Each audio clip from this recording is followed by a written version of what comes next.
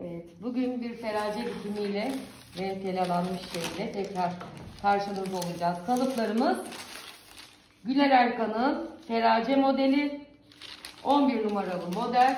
Dikiş payları kalıp üzerinde verilmiştir gördüğünüz gibi, yani keserken biz bunu tam kalıpların etrafından kestik. Kalıplarımızı şöyle bırakıyorum. Size feraceyi ve astarını ve fermuarını göstermek istiyorum.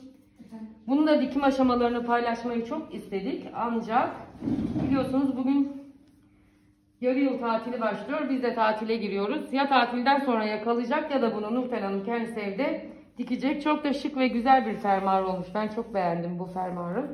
Pazardan almış. Astarımız da bu.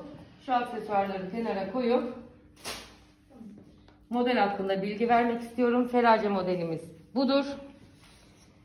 Kalıpları kumaşa yerleştirdik. Dikiş paylarıyla beraber kestikten sonra tekrar tüm beden telalama işlemini yaptık.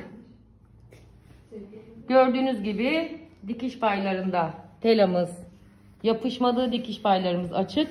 Yapıştırmamamızın nedeni de dikiş paylarında kalınlık yapmaması için. Gördüğünüz gibi gene penste telada pensi kestik ve pensin etrafı, yani pensimiz telasız olarak kaldı.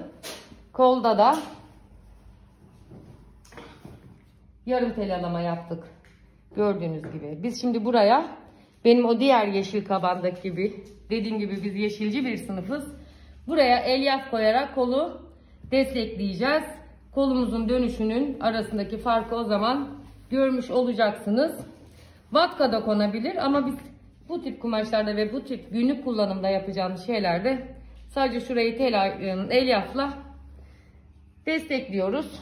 Bakıyoruz, kol eğer yani omuz düşük bir omuzsa bedende hafif bir vatka da koyabiliriz. Vatkayı da kendimiz hazırlıyoruz.